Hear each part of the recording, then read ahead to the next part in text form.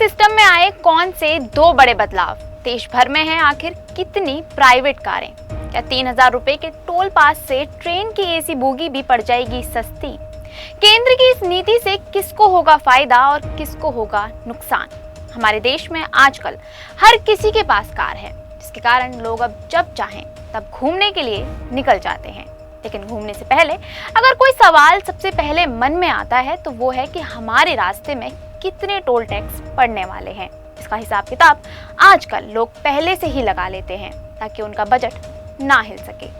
लेकिन क्या आपको पता है कि सरकार ने हाल ही में एक बार फिर से फास्टैग सिस्टम में 2 नए बदलाव किए हैं। सरकार का मानना है कि इन बदलावों के होने से वाहन मालिकों को काफी ही ज्यादा फायदा होने वाला है। तो चलिए आज हम आपको अपनी इस वीडियो के जरिए बताते हैं कि हमारे देश में कितनी प्राइवेट कारें हैं और कितने लोग रोजाना एक्सप्रेसवे से गुजरते हैं, जिससे केंद्र द्वारा फास्टैग सिस्टम में लाए बदलाव किसके लिए ज्यादा फायदेमंद है और किसके लिए नहीं।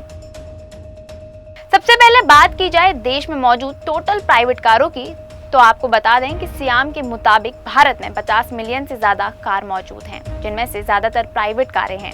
हालांकि ये आंकड़ा समय के अनुसार बदलता ही रहता है, क्योंकि टाइम के साथ कई नई कारें बेची जाती हैं तो कई पुरानी कारें हटा दी जाती हैं, जिसके चलते आज देश में कई लोगों के पास अपनी कार तो है, लेकिन वो कहीं दूर जाने के लिए आज भी कार से ट्रेवल नहीं करते हैं। या यूं कहें कि कार खरीदना आज के दौर में एक स्टेटस सिंबल बन चुका है, जिसकी देखरेख के कारण लोग इसका इस्तेमाल रोजाना तौर पर काफी ही कम करते हैं।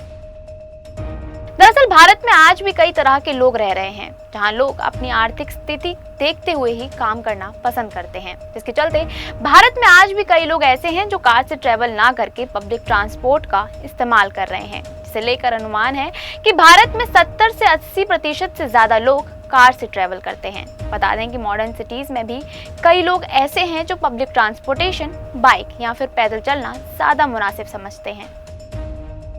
दरअसल इस नई टोल पॉलिसी में वाहन मालिकों को 2 ऑप्शन दिए जाएंगे। पहला ऑप्शन है एनुअल टोल पास, जिसमें कार ओनर अपने फास्टैग को सालाना 3,000 रुपए का रिचार्ज करवाकर पूरे साल देश भर में नेशनल हाईवे, एक्सप्रेसवे और स्टेट एक्सप्रेसवे पर भुगतान दिए बिना ही अनलिमिटेड ट्रेवल कर सकेंगे। इसका मतलब है कि आपको बार बार फास्टैग रिचार्ज करवाने की जरूरत ही नहीं पड़ेगी। इसी के साथ ही आपको बता दें कि इस पास के लिए आपको किसी भी तरह के दूसरे डॉक्यूमेंट्स की कोई जरूरत नहीं पड़ने वाली, क्योंकि ये नया बदलाव आपके मौजूदा सिस्टम में ही काम करने लगेगा।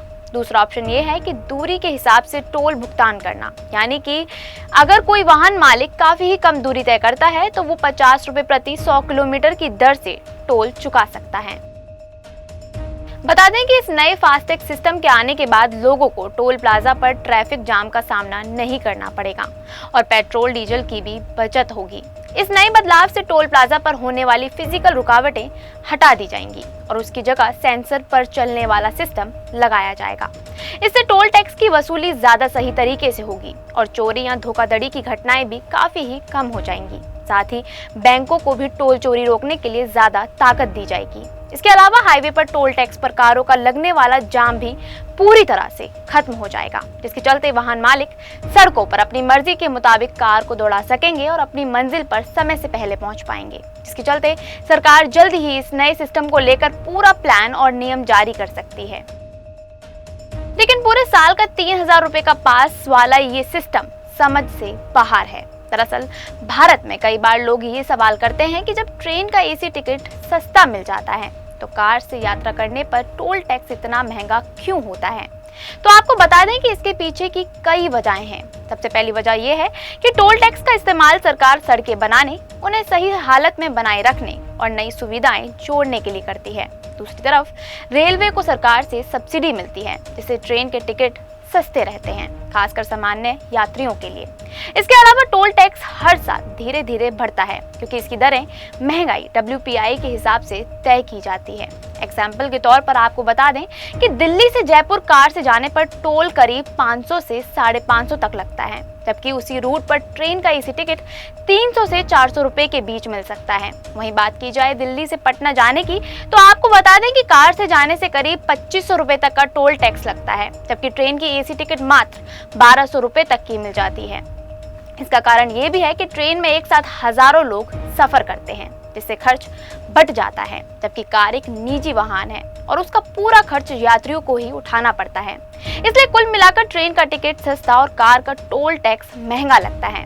सोचिए, जब एक आरामदायक एसी ट्रेन में सैकड़ों लोग सफर कर रहे होते हैं और हर किसी का किराया थोड़ा थोड़ा होता है, तो वहीं एक कार में बैठा मुसाफिर अकेले पूरे रास्ते का खर्च उठा रहा होता है।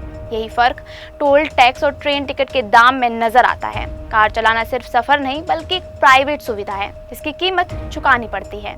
सरकार रेलवे को तो सब्सिडी देती है, लेकिन हाईवे बनाने और मेंटेन करने का खर्च सीधा कार वालों से वसूला जाता है। इसलिए जब आप अपनी गाड़ी में म्यूजिक ऑन करके आराम से हाईवे पर दौड़ते हैं तो याद रखिए कि वो सफर आपकी जेब पर थोड़ा भारी जरूर पड़ सकता है। आपकी क्या राय है इस बारे में, ये हमें कमेंट करके जरूर बताएं। अगर आपको हमारा ये वीडियो पसंद आया हो तो इसे लाइक करें, शेयर करें और हाँ, बेल आइकन प्रेस करना बिल्कुल भी ना भूलें।